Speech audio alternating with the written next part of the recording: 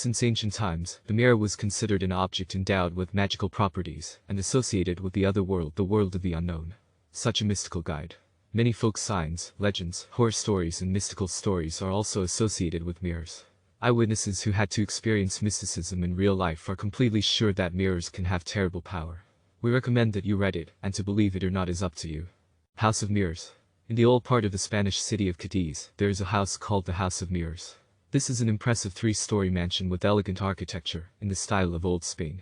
But the beautiful architecture of the house is deceiving, because in Cadiz everyone believes that a ghost lives in this house, and they know the history of the mansion. At night, the locals stay away from this place. Legend has it that many years ago, a famous Spanish admiral lived in this house with his wife and young daughter. Being an admiral meant that he often had to be away from home for long periods of time and travel from port to port. During these travels, the admiral visited many different exotic countries. It is said that the admiral loved and cherished his beautiful daughter more than life. Whenever he left for another voyage, his daughter said goodbye to him with tears in her eyes.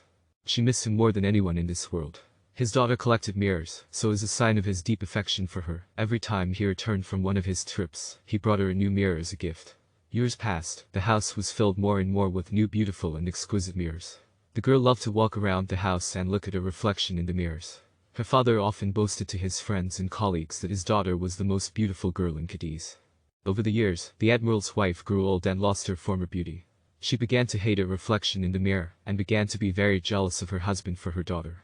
Gradually, the woman fell into a deep depression, and her hatred for her daughter became stronger and stronger. Squabbles and quarrels began to break out more and more often between mother and daughter, and they became even more bitter during the absence of the admiral. The relationship between mother and daughter was completely spoiled by the secret hatred of the mother. She made sure that her husband loves their daughter much more than when he loved her. Blinded by jealousy, he hatched a cruel plan for revenge. One day, when the admiral went on a journey again, his wife had the opportunity to carry out her diabolical plan. She slipped poison into her daughter's drink. The daughter drank poison and was ill for several days. Blood flowed from her eyes and mouth, and then she fell into a coma and died. The mother was sure that with the death of her daughter, she and her husband would be able to restore their previous relationship. The father returned a week later and was met at the door by his wife. She calmly informed him that their daughter had contracted a terrible disease and died during his absence. Hearing the terrible news, the man burst into tears. He was completely devastated and spent the next few days sitting in his daughter's bedroom, clutching his head in his hands and weeping bitterly. Late at night, as my father wiped the tears from his eyes, he glanced at one of the mirrors that hung on the bedroom wall. What he saw made him tremble with fear. In the mirror stood the ghostly figure of his beloved child. A shocking scene began to unfold in the mirror. His daughter sent him a message from the underworld. In the reflection of the mirror, he saw how his wife poisoned the drink and gave it to her daughter. He saw his daughter lying in bed bleeding from her eyes and mouth and screaming in pain, while at the side of the bed his wife gloated quietly. The sight of his beloved child writhing in agony was invincible. The shocked husband, to whom the whole truth was revealed, in a rage, ran to his wife and grabbed her by the hand. He forced her to confess to the crime she had committed and took her to the police. The woman was convicted for the murder of her daughter, and she spent the rest of her days alone, behind bars in a dirty prison cell. The father never recovered from the death of his only daughter. He just couldn't live in the house where she was so brutally murdered. Each mirror reminded him of the beauty of his daughter, and he could not overcome the pain of his loss.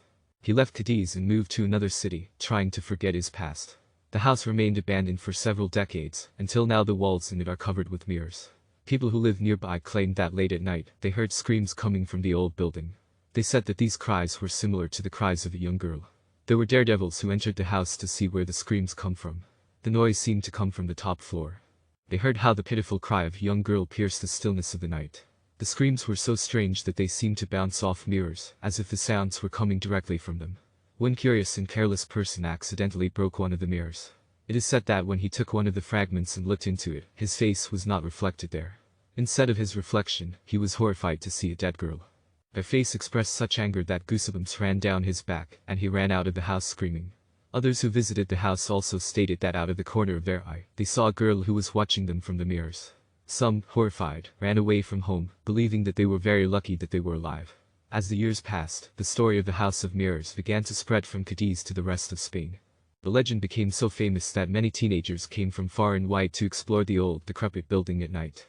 Most of them wanted to test their courage and see if the reflection of the murdered girl could really be seen in the mirrors. Several young people began to organize trips to the old mansion. They held a contest to see who can last the longest in the ghostly mansion. They say that after spending a few minutes in the mansion, none of you will dare to enter there a second time. Dead man in the mirror. My brother and I spent our childhood in the village with my grandmother.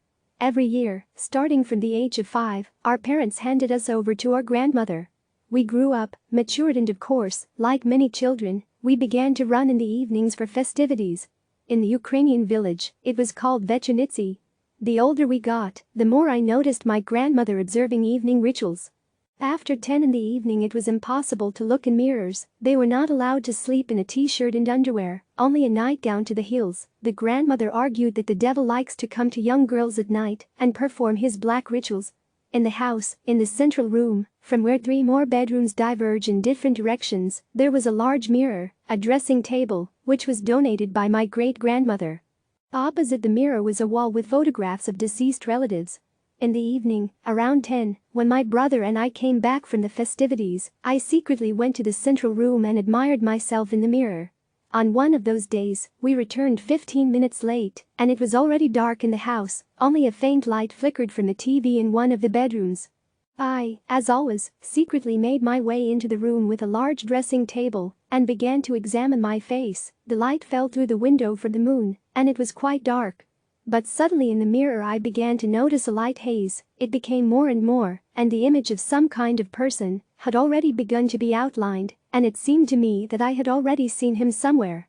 The face became clearer and began to distort in a terrible grimace of pain and fear. Then it began to melt like wax, the eye sockets began to expand, and the eyes bulged more and more, the tongue hung down and was purple. At that moment, I could not stand it and screamed. Grandmother and brother ran into the room. In the same minute they turned on the light and everything disappeared. Having calmed down a little, I shook what I saw, and my grandmother began to scold and lament me. She put church candles and began to read a prayer for the repose. Of course, I went to sleep in my grandmother's room, and in the morning, she told me that I saw her late brother. His photograph was just against the mirror, and his soul was shaded there. He hanged himself, and they found him in the house a couple of days later, exactly as the mirror showed me. Of course, after all the story, I didn't look in the mirror anymore after 10 in the evening. I listened to my grandmother's words. All the same, she lives more and knows more about that world and those traditions that I could not understand.